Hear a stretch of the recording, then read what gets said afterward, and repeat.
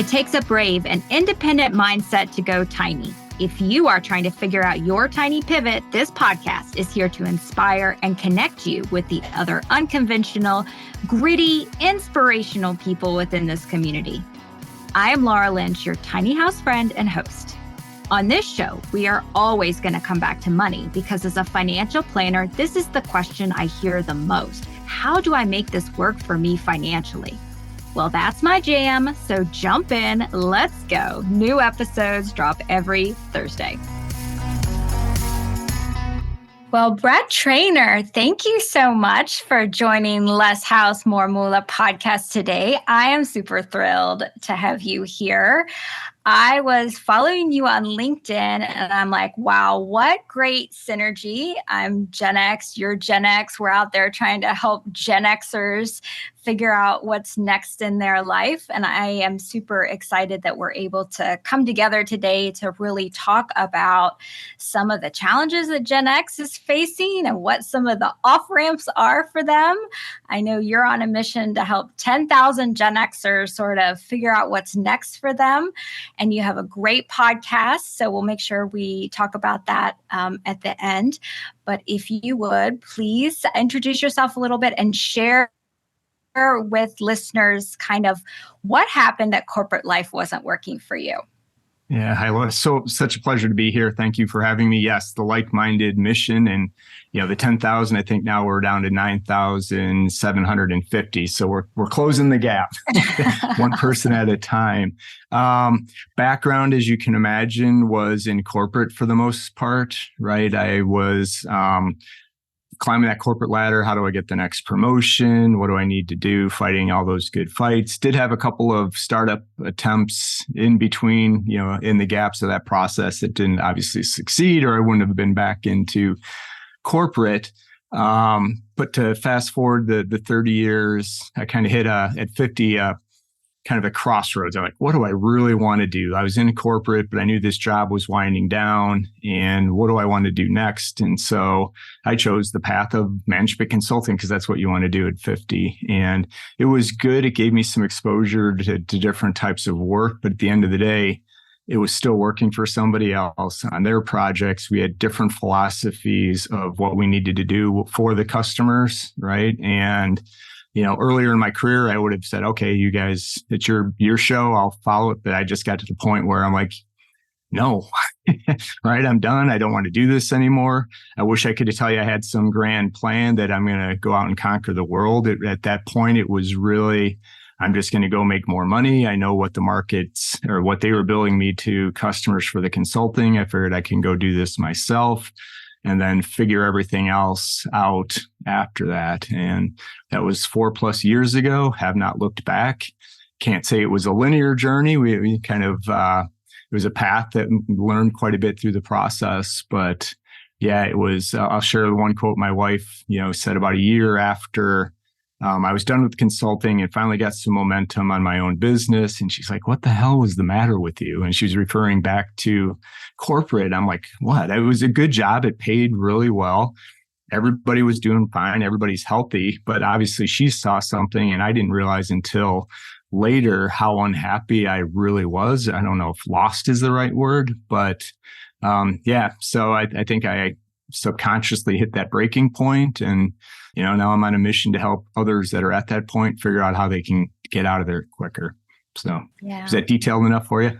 Yeah, I love that. And, I'm glad that you bring up the, 2 other sort of dabbles that you had, because I hear this a lot and I did the same thing. You kind of like play around with some other ideas throughout your life and maybe it's not the right timing or the right idea yet, but those experiences really teach you a lot and help you sort of build momentum as you're moving towards that moment when kind of all the stars align and you put together, some sort of a viable plan for yourself that helps you pursue your passion and kind of get out of that drudgery that maybe you don't even realize you're in.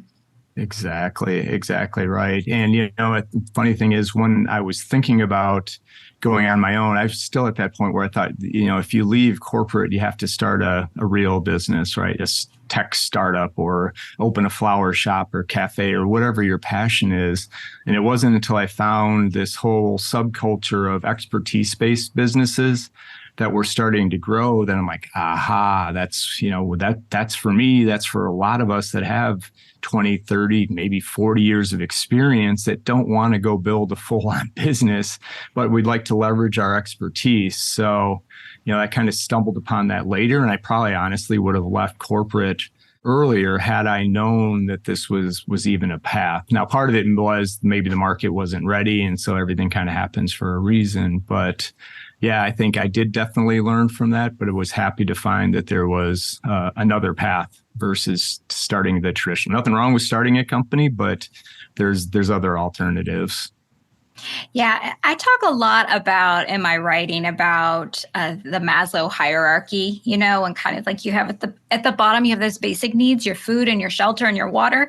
And as you climb further up that hierarchy throughout life, because you get those other needs met, then you start to reach into mastery and fulfillment and self-actualization and things like that. And for all of us that are so fortunate to be kind of living in this world where we're all doing pretty good, what are we striving for? Those higher levels of needs, that sort of using your expertise in a way that makes you feel fulfilled, that level of mastery. And so how great to be able to focus on exactly that as you sort of transition your life into a career that's more based on your mastery and fulfillment over time, because you set yourself up to do so from kind of doing the grind for so many decades. Yes. And it would have been super helpful if I would have met you before I left, that we could have had this conversation. You could help me map that out, because, it wasn't until later that I figured out it was much more. I was like, what is the purpose? And,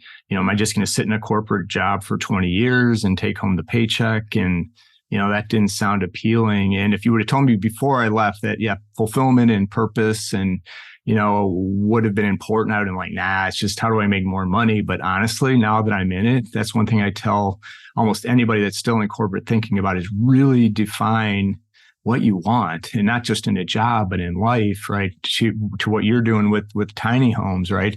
Do you want to be mobile? Do you want to live? Do you need to get out? And then you can design the job or the work around what you really want. And when I tell people this the first time, they're like, but then when I give them the homework to go, I'm like, no, go sit down, talk to your partner, your wife, family, whatever. It's not an easy exercise. And almost every person comes back, you're like, that was a lot harder than I thought it was, because I've never thought about it, or never even tried to map it out. So like I said, you could have helped me save a lot of time if we would have chatted prior, but as I say, better late than never. Yeah. Shameless plug for my values worksheet on the bottom of my website, where you can go and sort of go through this exercise. When my husband, Eric, and I went through this, it was a multi-hour conversation of kind of, trying to weed that down and figure out what is it that we really want in our lives for the next several decades, and what is it that we don't want to focus on anymore. And it can be such a great way to build a relationship too, even within a long-term marriage, right? Just having that conversation together can be really fulfilling on all aspects of your life, professional and otherwise. So how long did it take you to kind of, you started with this idea and you kind of like were working towards it. How long did it take you to convince yourself that going solo was realistic and feasible? Yeah, I mean, I think because I had started a marketing agency before, I knew that I could land customers, and I was landing customers in the consulting shop. That's what really gave me the confidence, right? So I was sourcing clients, closing clients, and then delivering the work. I'm like, well, if I can do this for, multi-million-dollar engagements, why can't I do this, on my own? And so I think that gave me the confidence that I could go out and sell. Which is definitely part of it. But honestly, I didn't think through as much as I, in hindsight, I would have. It was mostly just frustration. I got to that point. I don't want to go back to corporate anymore, and I'm done with consulting. Let's go figure this out. So I highly encourage folks to have a little more plan in place. It's possible. I mean, everybody hits to point differently, but I think that was the biggest thing, right? I learned my market value from this company, and that just gave me a lot more confidence than maybe I had if I was just in corporate for the entire time, because you don't know, you have no benchmarks, right? What does, a fractional CMO or a head of sales charge, on a fractional basis or a freelance? It's just typically we always undercharge. I know we're not necessarily talking about pricing, but I think it was just that full confidence. And it took a good year to get the momentum and kind of transitioning into more fractional work. And now the work with the coaching with, on the individual side with the corporate escapees, that it really hit my stride. But it was just a matter of just keep going, right? Yeah, I love that sort of, steps along the path. I think if I went back, 7 years, I would never imagine that I would be, doing my own solopreneur business. And it definitely took a period of selling for somebody else to teach me that I could do it for myself. So I love that sort of evolution over time helps you get there. So who helped you as you were, sort of reaching your point of frustration and, launching out on your own? Who helped you along your path? Unfortunately, it was a solo launch. I had some folks I could talk to, but it really there wasn't anybody, right? My wife she knew I wasn't happy. So she was on board with where we're going. But that's the other thing I recommend to people is find that group. There's a bunch. I didn't realize how many people were out there until I got much further into the process. And then now I've got a group of folks that I can talk to, depending if it's the personal side or the business side, where I didn't have that when I launched. And I highly encourage people, don't do it alone. Right? And the solo business can be lonely as it is, but then going through the journey by yourself can be difficult. For a while, it was nice, right? You didn't have to answer to anybody else, but it was good to build in some of that feedback and that kind of support group that I think we all need. Yeah, having a mastermind, right, of like-minded folks can really, help you, because there'll be somebody just ahead of you and somebody just behind you, and you can both contribute and also glean some ideas from other people. For sure. Yeah. And again, I wish, and they're out there, right? There's a lot of folks in different areas. I joke with the kind of the subculture of the escapees, right? There's the community for the fractionals. There's a community for the consultants. There's a community for the freelancers, and there's a community for the interim folks. And they all have very specific tools and approaches to how to do those things specifically. And that's what I encourage folks too. If you think you want to go fractional, I've got some folks you can absolutely talk to, right? But the beauty of what we do is you don't have to pick just one path. You do have to stay focused, but it's not a, hey, do this and you can't do anything else. No, it's back to how do we leverage what we know, like with your financial savvy, and how do you translate to folks? There's different ways you can leverage that. So yeah. I'm sorry, I took us off track there a little bit, but no, that's great. So I want to kind of turn and kind of drill in a little bit on Gen X. So you're working specifically with Gen Xers. I have some sparse statistics that show that 40% of tiny homeowners are 30 to 50 and 40% are 50 plus. So there's a lot of Gen X people who are maybe on the higher end of, age of Gen X that are going tiny. What is it specifically that you're seeing in Gen Xers' lives where they're having some key life misalignments?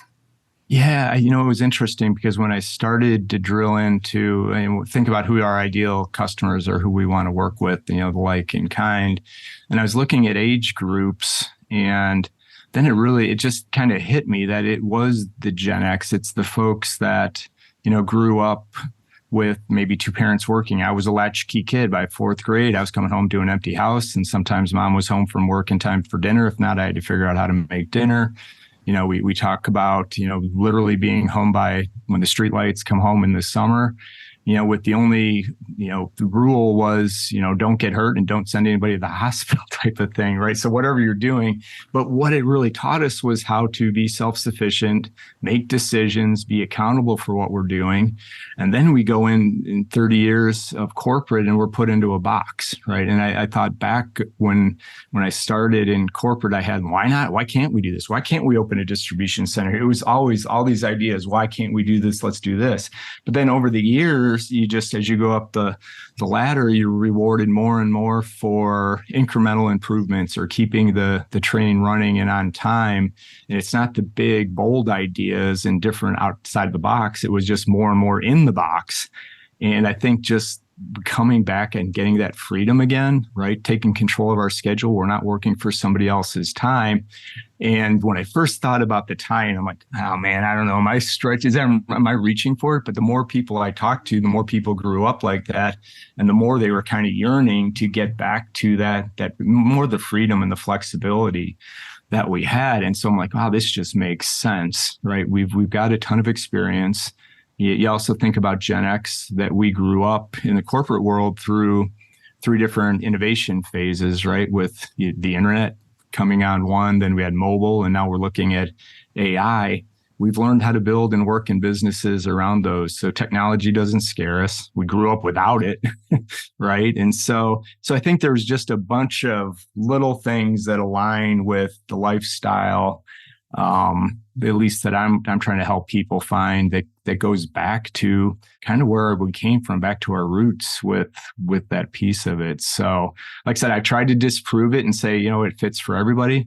Kind of sort of does, but the more people that go, that's me, they're Gen X. So like I said, I've never been one to overgeneralize it, but sometimes when the shoe fits, it just makes sense. Yeah, for sure. Yeah, I grew up like that, hanging out in the woods by myself and building forts by myself. And, you learned how to take care of yourself. And I too, pushed against those boundaries. I always had ideas and never felt like I was ever going to be in a position where my ideas were going to be the ideas that were implemented. And so, being your own thing and getting to have your own voice is really, really fulfilling for folks, that sounds like them.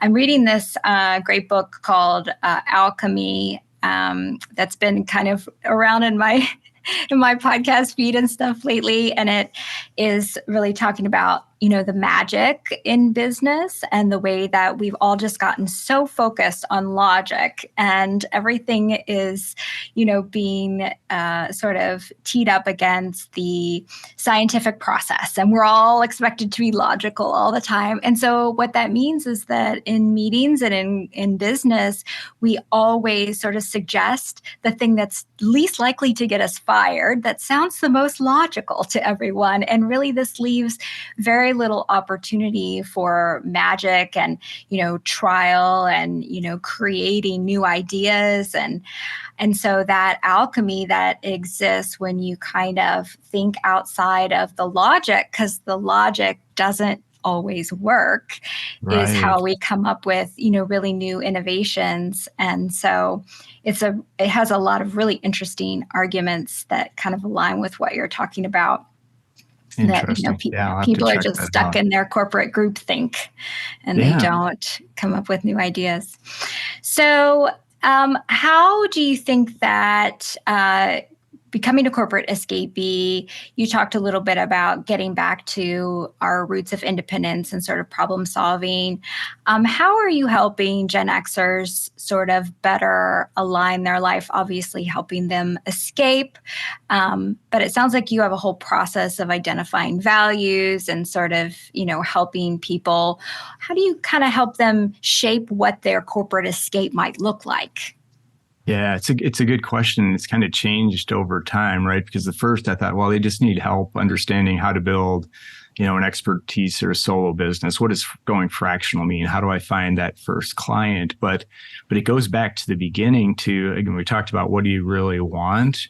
And then how do we tie that back? And I think part of what I found, and I'm curious to hear what you've probably seen the same thing, it's the lack of confidence. shouldn't say confidence. So somebody shared something with me not too long ago with between confidence and courage. And in our corporate careers, we have a ton of confidence, right? We could change companies. We could do that job. Give me, 2 weeks, we'll be up to speed. We can start running whatever organization that we were part of or doing whatever our job was.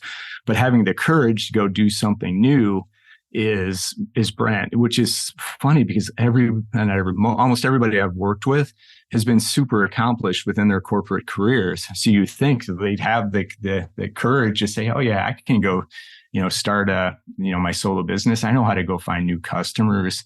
And what really opened my eyes was probably about a year ago. I was working with somebody who's a chief revenue officer, but he was afraid that he wouldn't know how to sell. I'm like, you've been doing this for 30 years, right? Teaching people how to sell. And so part of what I've found is in that early process is just the confidence in showing the opportunity and the possibility that's out there.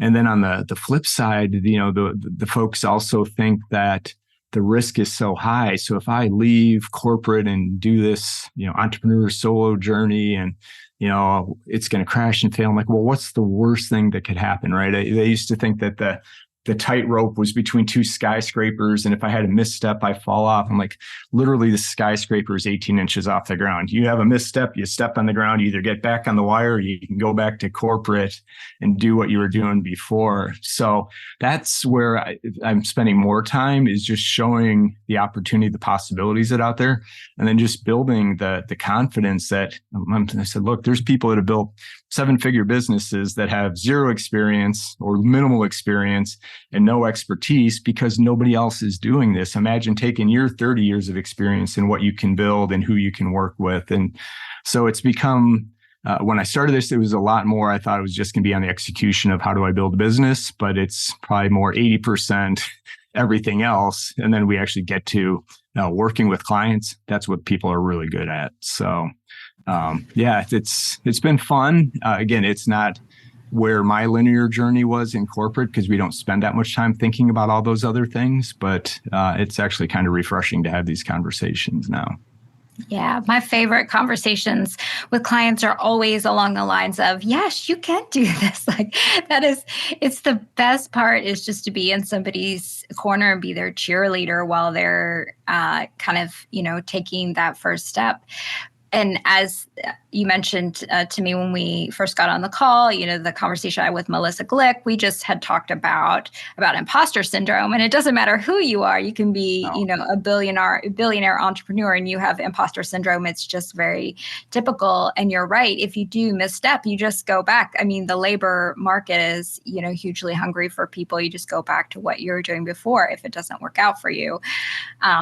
And yet at the same time, it's good to have a runway and kind of prepare yourself, financially for what that ramp up looks like and have some benchmark data and kind of know, how long it takes to get 100%. A thing up and running. And, the more information you have to say, hey, it's okay that you only have, one client in the first X number of months or whatever, that's normal, then it helps sort of normalize your process too. I'm sure that you're great at helping people understand where they are in the process. Yeah, I encourage people 1-1-1, right? It's pick one problem you solve based on your decades of experience. It's going to be one customer type. I don't care if it's in a vertical specific or a type of customer and one offer. We're going to keep this super simple. You're going to sell one, maybe two, get comfortable with it. Then over time, you can start to spread and pivot depending on where you want to see. And that helps take some of the pressure off because I think we do this in job searches. Whoever we're talking to, we can tell them, oh, we can do that. You can do anything that anybody asks. But one of the key lessons I tell folks is pick one, because if you tell people you can do everything, they will never remember you. But if you tell them, this is one thing I'm hyper focused on, I don't care if it's CRM implementation of HubSpot with this stage company, so they're going to hear CRM. I know a guy or a woman that can do that. And it's the same thing. I mean, so that's part of the other, how do we minimize some of the risk is you can search for a job, but also, go look for this first opportunity. The number of people that don't do anything is, a benefit to the people who do, right? And I think Melissa had talked about, I wish I could remember her exact quote. It was about doing the activity or just getting started because 95% of the people won't. And so, you've got an advantage just by doing. Yes, for sure. There is another expression that pops to mind for me, to be not to be a walking generalization, but a meaningful specific. And this comes from Carl Richards, who's kind of a thought leader in the financial planning world, or not kind of, he is a major thought leader in the planning world. And we talk about this a lot in the financial planner space about being very niched and focused on your client, because you can't, speak to anybody and provide any value unless you're really specific about who you're talking to and what you're talking about. So I love that this is happening. This niching is happening across all areas of business. And I see it within the accountants too. The more that we can focus in on something that you're really good at, the more you can make it into, a lifestyle business if you want, because you're not having to constantly research and relearn and recreate. You just get really good at the one thing that you're really, really passionate about, and just really focus on that. And that opens up doors in the rest of your life to do other things that are equally important to you. Yeah, no, 100% agree with that. And I think with some of the macro level where the future of work, again, future of work, cliche, but I truly believe that we're going to become more specialized, right? And the future organizations are going to be more ecosystems than they are hierarchies, because it just doesn't make sense to have, 10,000 people where 30% of their day is actually doing what they're paid to do, and 70% are unnecessary meetings, commutes, busy work, whatever it is. When you can pay somebody to do just that 30%, it's a win-win. And that's where I don't sell to people that are in corporate, but I let them see the possibility of, yes, people will pay for your experience. It may not seem like it because you've been doing this job forever. And I was on a podcast, the Human Cloud podcast, and they're focused more on the freelance at the enterprise level, so large companies. And it was interesting. So I flipped it on Matthew a little bit and said, so what are you seeing? Because I focus a lot with SMBs and mid-market companies, because they've never had access to talent before like this. And I'm like, well, what have you seen? He's like, well, Brett, 5 years ago, we never would have had anybody with your experience in the market, right? Available to these companies for them to find as a fractional or a freelance. And so the more talent we have, the more you're going to have the opportunities with companies. And maybe just to close that loop off, the one thing I share with folks is the bigger the organization you're targeting to go fractional, the more specialized you have to be, right? So the mid-market, they need strategy and help, but they've got a good product. They just need help growing. So they need more of the foundation. But if you go to a startup, they need just general basic, help me get a sales function, a marketing function, a customer, whatever it is, accounting function up and running. And so you don't have to be as, I don't want to say, AI is changing, right? And these companies are going to have very specific needs and skill sets that you don't have to plug into the enterprise anymore. You can if you want. They're going to have needs, but the mid-market, the small businesses and startups are super hungry for this talent. And I had one business owner tell me that he'd rather have 50% of an A player than 100% of a B player. And, again, back to the financial model, it just makes sense. So if I can get 2 fractional clients, right, I'm working on average 2 days a week, and I've already replaced my income. Super generalized, but I'm starting to see industry norms. That's about right, because these businesses are paying for that 30% where you're super productive, and they don't have to pay for the rest. So they're going to pay a premium for it. So sorry, I went down that rabbit hole a little bit, but yeah, it's really great to have your particular lens on this, because I feel like that there are so many folks out there who get stuck in their corporate and stuck in their geography, and they need to have this exit opportunity in order to do the other things in their life that they want to do. And, in my self-serving point, it's about going tiny and sort of, creating that financial independence for themselves, but it's all tied together. And so if we don't really, share all of the ideas that are out there in the marketplace to create opportunity for folks. And if you're not out there talking about fractional and, expertise work that you're seeing being created, then nobody knows what the opportunities are. They think they've got to go, get a job in their local, wherever it is that they want to move to, or that their tiny house has to be somehow co-located in their metro or whatever it is, right? And so all of these ideas have to come together in order to create the opportunity and the mix of possibilities for folks that they're looking for. Yeah. And again, I think you have such a great point that I don't talk nearly enough about is that flexibility and the freedom, right? I think the last time we chatted, I shared my wife and I are deep in discussions of what we want to do. Our youngest is now a senior in college. We said we'd be in this house until she graduates. And now we're starting to have conversation of what do we want to do next, right? And where, and does it make sense to have this big of a house? No. Does a tiny house work? Maybe. I think you probably sell me easier than my wife, but that's back to the point you're talking about is where do we want it to be? We've got some flexibility now. We can pick and choose where. And that was, again, when I left corporate, that wasn't even on the radar. That wasn't even part of the decision. But it should be, because that goes back to designing. What is that? Designing your life or architecting the next stage of it. And that's why I love what you're doing, is because you're tying the financial planning, and it's nobody else is really talking about this, but it's on a lot of people's minds. So, yeah.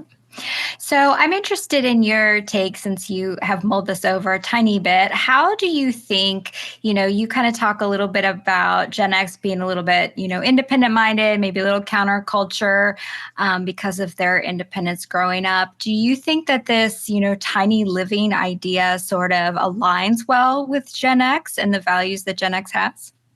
I think so. I mean, it's funny. I don't know, again, back to what people are awareness of it, right? I mean, I've watched the shows on HGTV and some of the other ones, kind of like, man, that's really nice. Why do I need all this, right? I could fit more. I don't need this much space. We don't need a dining room, right? So how do we console? So I absolutely think it is, but I think it goes back to just creating that awareness and saying this is an absolute opportunity. You can park this house. I know I'm oversimplifying it anywhere you want, but if you want it by a lake or, have a couple of tiny homes that you can bounce between. So long-winded answer to your question. I do believe that, Gen X is open to this idea. I mean, if I am, then I'm assuming even more flexible folks than me would be open to it. I just think we're creating a whole new lifestyle that, my plan is I'm not going to retire. I'm going to keep working, and hopefully it's along something I'm doing now to continue to help folks for another 20 years, but I want to do it where I want and kind of when I want to do it. And that ties back into, location and, downsizing. Because I think when you think downsizing, well, we get a smaller house, or a condo or whatever it is. But I think you're in the early stages, but you're going to see a lot of folks, I think, migrate or take an interest in this. Have you seen any of your clients or people in your network that have, done this corporate escape? Have you seen them sort of mess with their housing a little bit in order to help, sort of boost their financial situation going into a solopreneur environment, or anything else in the tweaking of the housing?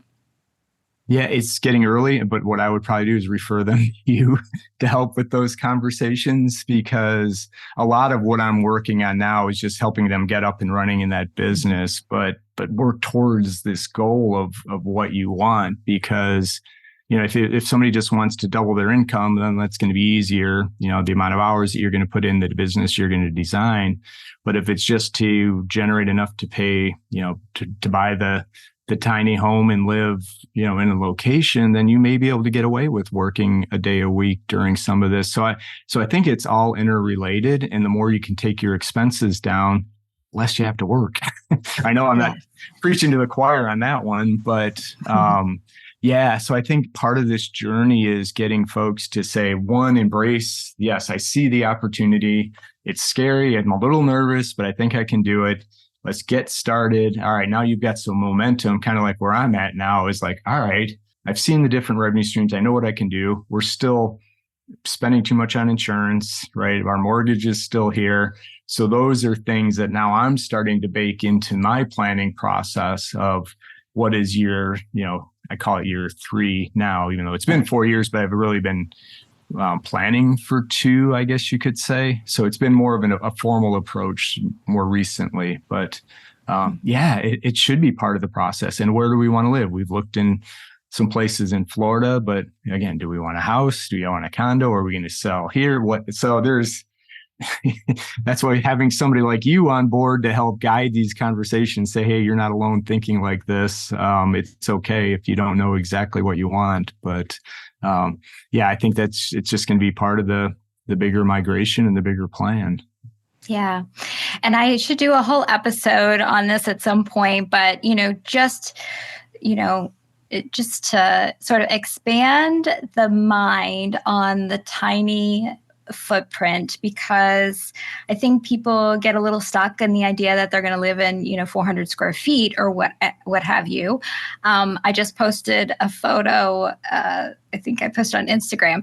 It's sort of a long away shot of our tiny house compound, I guess is what I'm going to call it now, right? Because our tiny house is small, but we're building a work studio for Laura and we're building a shop building for Eric. And so just because your house is smaller doesn't mean that you don't use other roofs to accommodate the work or the other parts of your life based on your values, right? And if you don't need a dining room and you don't need 4 bedrooms because every time you get together with the kids, it's on a cruise or you go to their house or whatever, then how do we translate those 4 bedrooms into space that is practical and useful for the life that you're creating? And so we don't have to be, I think people get really fixated on, we're going to do everything in this, 400 square feet or whatever the square footage is. But really, there's just so much more opportunity to align your space with exactly how you want to live your life.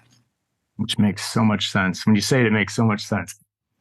Right. And it's right. And maybe it's the stereotypical, or if, again, awareness is key, right? If all you see is what they show on TV and it looks like you have to live in the rural country out on a hillside and you're 400, jammed in with your spouse. But I mean, you just painted a really nice picture of a compound with the studio. You could have separate work. I mean, it's really designing what you want and what you need. So, I think it's a really good idea. I hear a lot in the media about, Gen X kind of, facing these financial challenges. They need to get their, financial life in order, and sort of, a little bit of negativity from time to time. I guess this is kind of predicated on the idea that the baby boomers had pensions and Gen X was the first generation that had to kind of figure out their finances themselves. They're also really serving as a sandwich generation. So, many of us are, looking out for our parents and also, still in some way or another sort of, helping kids, get off on into adulthood. So as you're helping folks, escape from corporate and design their work around the life that they want to live, how do you see that as playing into some of these financial challenges, but also these family needs that they're having? Yeah, I think it's a great question. And right, we don't have pensions. At least I never worked for a company that had a pension. You got a 401k, which is nice. But again, unless you know exactly what your budget, again, we want to go do things, right? We don't want, I want this next phase to be better than the last phase. So I don't want to have to fit it into, a savings budget of saying, well, we can only go on 1 trip or 2 trips this year because that's what the 401k or that's what we've saved. And so part of this is, how do we build that cash flow, right? Again, where we don't have to work a ton and it's what we like to do to help fund what you want to do in the next, 10, 20, 30 years, right? As healthcare gets better and, we take better care of ourselves. And that's one thing I found too, when going solo is, I'm in better shape. I eat better. I'm not as stressed as I used to be. So I think that helps with the longevity. But yeah, I think the headlines are, yes, Gen X doesn't have a ton of savings, which I don't think is fair. I think it's a headline more than it is. Do we have enough that we could retire for the next 30 years and go on cruises for 6 months? maybe some, but I'm guessing not very many. And so I've kind of taken the approach of, hey, how do we build some cash flow to keep the cash coming in to fund what we want to do? Now, the good thing is, like I said, if I can get rid of the mortgage and some of the healthcare, most of our big expenses are now gone. You may have some, elderly parents that you're watching for. Or in our case, I still have 2 weddings that are coming around the corner.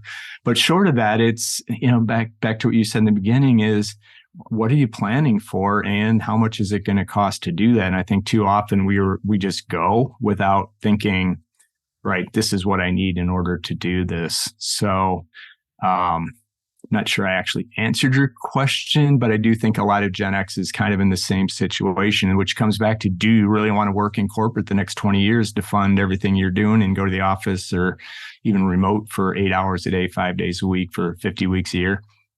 No. Yes. So. And is 2 weeks a year vacation enough for you to feel like that you're, living up to the family obligations that you have and that you're enjoying your time with your family? And I feel like that, the corporate model, just to beat up on it a little bit more, is not family values. It is, It is totally designed around maximizing GDP and profits. And, I guess I'm not supposed to say bad things about GDP and corporate profits as a financial planner. But at the same time, I think that at some point in your life, you have to reprioritize. And yes. Maybe, in your 40s and 50s is a great time to put yourself first for the first time in your life. No, 100% right. And, it's funny when you think about, again, I've been kind of hard on corporate the last 6 months as well, just because some of it, I tell folks is, you think about the relationship and it's built to be controlling. And one of my friends, he runs one of the fractional groups, had a post about, return to work mandates or allowed to work from home. I'm like, who gives them the right to say you're allowed to work from home, especially at our age with what we know? Is that, I know more I would say it's the lower level, but that's not true, because I know some folks that they wanted people to relocate because they wanted everybody back in the office and basically said, no, I'm not doing this. And you may appreciate this. So I had a post on TikTok today. Don't judge me. It's actually a good channel. But one of the leading accounts is an employment attorney. He's got like 1.3 million followers. And what he talks about on a daily basis, or however often he posts, is workplace issues. I'm like, what does that say about corporate America today if one of the largest followers on TikTok is a corporate employee attorney, right? Like, it's broken. It's a broken model. It doesn't fit anymore. And that's why, like I said, I'm so passionate about where the future of work is going, and it fits in with our expertise that we can plug in where it makes sense. And these big companies that are going to keep the control or try to keep the control, they're not going to make it. They may will for a while, but I think we're seeing all these layoffs because they just don't know how to fix what's broken. So I know we took us off task a little bit there, but I think it's a really good point about where corporate is today and where it's going.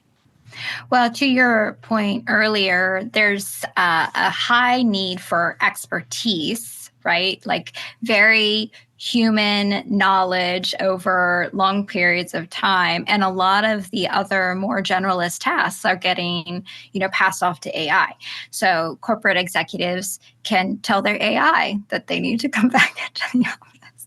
Right. Exactly. I had a post the other day thinking about when you talk about Gen X in the workplace, with a lot the baby boomer generation starting to retire, or they have started retiring, and the younger end of the older end of the millennials, there's probably some really good leaders in there.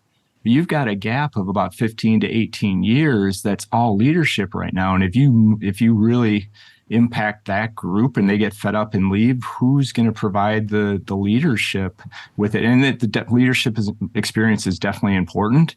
And I'm sure that there's definitely some millennials that will definitely rise to the challenge. But if you're taking out an entire generation of leadership that's now kind of primed for the executive leadership, what happens then, right? So like I said, I think we're in a super fascinating 5 to 10 year window, and we get a front row seat to see what happens. But yeah, I think we finally get a chance to take that control back, kind of do what we want as long as we take care of, what we need to, right? The right plans in place, et cetera.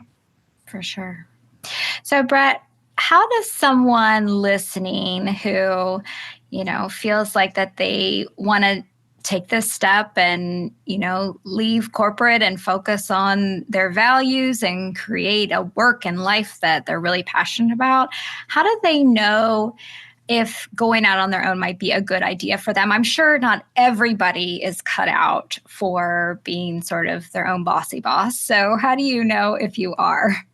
Yeah, I think it's interesting. If you've had success in corporate, I think everybody can, but does it make sense for you? Is that where you're comfortable? And I think the biggest barrier, the bar you'd have to overcome is the variability of income, right? So in corporate, you know exactly what you're going to get paid, when you're going to get paid, you know how much corporate's paying for your benefits, less and less, by the way, but they're still paying for it. But you're also capped, right? You're not going to make any additional money. And if just having that floor of income is super important to you, then probably going solo would make you too nervous to be able to do that, because there is going to be variability. Now, the upside is much higher. You can make a whole lot more money than what you were making before, just as a single or one person business. But to me, that's been the one thing I found is if they can't get over that fear or the comfort of that paycheck is one. And then two, I think having control of your calendar, right? That was one thing I did not appreciate when I left is in corporate, your days are pretty much 70, 80% accounted for. The meetings you're going to, projects you're working on. When it's just you, you're setting the priorities, you're managing the calendar. And that probably took me a good 6 months, and I'm still tweaking how to get, better at it. But those two things. So if you don't, and you're not comfortable being accountable to yourself, it's going to be hard. And then the financial piece. And then three, I would guess add a bonus one is you still have to work hard, right? I may not work as many days. I don't work as many hours, but the hours that I'm working are super focused and I'm working hard. If you're ready just to roll off into retirement and collect a paycheck and not put a ton of work in, then it's probably not, you're probably better off in corporate taking that, the paycheck and delivering what they need. So those are probably the three things that I would say. Now, everybody that's been successful can absolutely do it, but then you just got to ask yourself, do you want to do it? Mm-hmm. Yeah, I think that this is a really good step for folks that have something that they want to get done on this earth yet that they haven't gotten done, right? And they have the motivation and the vision to see something, kind of take fold. And that goes back again to those higher level of needs of, we can work longer. This whole sort of mysterious number around 65 or 67 or 62, or depending on, whoever, you're talking to, right. That worked well when people died much earlier in life. But do you really want to spend, 3 decades potentially, or 2.5 decades of your life, like twiddling your thumbs and watching the Price is Right reruns? Probably not. So figure out what it is you do want to do, what does light you up, and create that next chapter of your life and give it, a good, a go, because that is what, your legacy that you're leaving behind is the story of the thing that you created out of nothing. Yes, it's so well said and so true. Like I said, when I started the journey, that wasn't a priority, but now it's become much more of a priority in figuring out. Yeah, like I said, I get up every morning. Now I'm excited to get up. I still get up super early, but not working for somebody else. And, to your point, I get to have conversations like this. 4 years ago, I guess I just started a podcast, but I didn't even know what a podcast was, right? And so now I get so energized by having conversations with you and, other folks that just see the opportunity all of a sudden that wasn't there before. And I don't know, maybe this wears off in a few years. I don't think so, though. This has been, like I said, the energy levels ramping up versus starting to peak. So hopefully everybody can find something if they want it, right? If you're just happy watching Price is Right, God bless you, because that would not be for me. Yeah. Well, Brett, thank you so much for all of these great thoughts. Would you please share with listeners where they can find you on all the platforms? And we're not going to shame you for TikTok, and also about your podcast. Yeah, I think LinkedIn is definitely the place I hang out the most. And it's just Brett Trainor on LinkedIn. So please do connect with me there. The podcast is called The Corporate Escapee. So please do listen in if you're curious. We definitely have plenty of episodes that can talk about different areas. And, Laura, you're going to be on it before too long talking about your journey, which is awesome. And TikTok is another place that's a newer channel for me, but it's kind of fits my attention span of short videos. So if you're curious for just some quick hits, and it's a guilty pleasure for you, that's what I tell people. If it's a guilty pleasure, you're on TikTok, come follow me. I'll share with it. But yeah, happy to have a conversation with anybody that's interested. And we can talk about, kind of a path for you. But like I said, I'm yet to find somebody that's been in corporate for a while that there's not a path to a solo business for them where they can leverage it. So I appreciate the opportunity. Thank you for having me on. Yeah, that's so awesome. I'm super excited that there are so many opportunities in this moment in time for people to pursue their passion and design a life around their own values. We're so fortunate to be living in the time that we're living where all of this has sort of become more of a possibility, and the pandemic certainly helped with that. So yes, super glad to be doing this with you in this moment in time. And likewise, and thank you for spreading the message. The more people we bring awareness to, the more, that join the party, and the better off we're all going to be. So thank you. Awesome, Brett. Hey, I'm honored that you listened to this episode of Less House, More Moolah. I hope something in it will help you continue to move toward a life aligned with your values. Every algorithm out there is trying to tell us what to prioritize, but we get to choose. If you haven't ever identified your key values, I have a free resource on my website to help you. Just have to go to thetinyhouseadvisor.com. It's thetinyhouseadvisor.com. At the bottom of the page, you can grab the Tiny Life Values Worksheet. When we design a life around what is our core truth, we shortcut to deep fulfillment. See you next Thursday. Please see the show notes for important disclosure regarding the Tiny House Advisor LLC and this episode.